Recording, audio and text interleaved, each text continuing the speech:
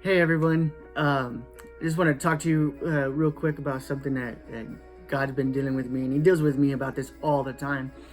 It's found in Matthew chapter 6, verse 33. It says, "But seek first His kingdom and His righteousness, and all these things will be given to you as well.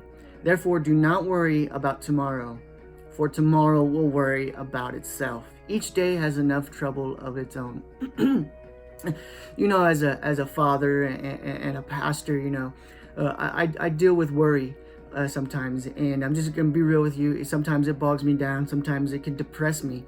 And then I realize when I fall into that worry category, it's because I haven't been seeking God first. I haven't put Him first in my finances. Haven't put Him first as a pastor. Haven't put Him first as a father or a husband. Got to seek Him first. And I want to talk to you about finances, because that one, particularly for whatever reason, that one really can weigh you down and cause all kinds of depression and trouble. I think when it says seek God first, I think about playing hide and seek with my kids, and I'll go and hide, and my kids will go and find me, and they're worried, are they going to be able to find me? They're looking everywhere, under the sink, around the corner, anywhere they can look. They're looking for dad. And here's the difference though. The difference is your Heavenly Father is not hiding from you. It may feel like it, but He's not. He's right there, right beside you. The problem is we stopped seeking Him. We stopped seeking Him for whatever reason. We got busy with work. We got busy with life. We got caught up in the news and the politics and the government and everything that's happening around us, and we forgot to seek God first. And God's saying, I'm right here. I'm right here. Don't when you seek after me, this is Jesus saying, when you seek after me, you don't have to worry about a thing. I will take care of you. I think about we were watching George Lopez, the show.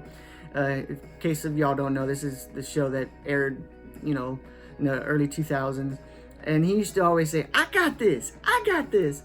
And that's what God's saying. That's what Jesus is saying right there. Seek me first, because I got this. I got you. Don't worry about it.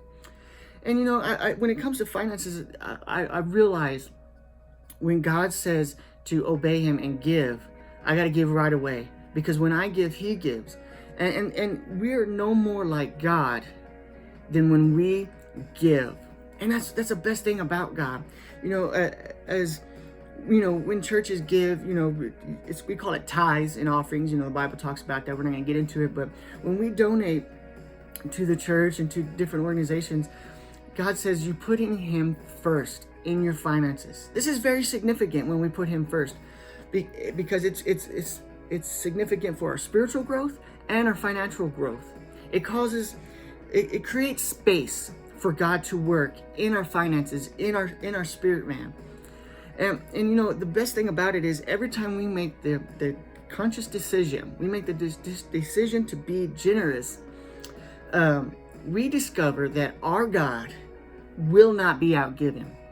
I got a perfect story for you. When we were moving, it was the last day that we were trying to get out of the house. That was the last day. Hey, we had to be out. Someone called us up, said, "Hey, can we meet you? We got to see you right away." And we're like, "Sure." And this is not a normal phone call we get from these particular people. And they handed us an envelope with $1,000 cash. And he said, "Matthew, we've talked about you. I've heard you speak about it, and we've talked on a personal level about when God tells you to do something, do it right away before you talk yourself out of it." And he goes, "This is what God's telling me to do, and we had to meet you right away before we talk ourselves out of it." By the end of the week, his company gave him a $5,000 bonus in the middle of a pandemic, in the middle of uncertainty. I've gotten bonuses before, but I've never gotten a $5,000 bonus. That is amazing. That is God right there. That's what I'm talking about. When you give generously, God gives generously. You can't outgive God. That's the best thing about it. I got some more exciting news. We're in the middle of raising finances as a church here at Echo Church.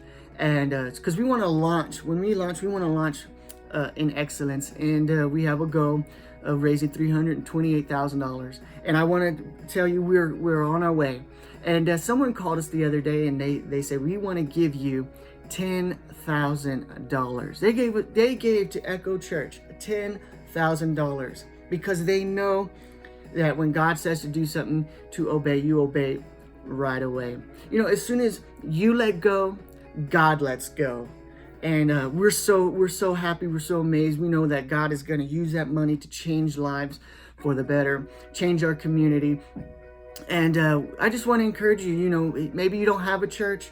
We would love for you to be a part of Echo Church. Maybe you're not in the state, that's okay.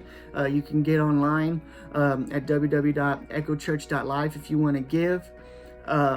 If you would like to just be a part of the online ministry as part of, you know, Facebook and social media, by all means, go ahead.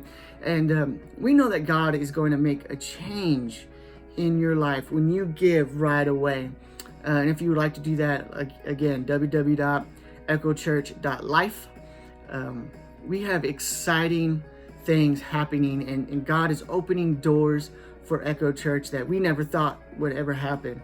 And we want you to be a part of that, because when we know that we can't outgive God. So when you give generously, God gives generously. We thank you for the opportunities to come and for you to listen and for you to share this video. Share it with anybody. Even if you think, oh, it's another give speech, it's another give thing. Let me tell you something. Don't ever underestimate what God can do in someone's life when it comes to generosity. We thank you for this time together. Visit us often at echochurch.live. Hey, if you're around town, you know, email us, and we love to meet with you.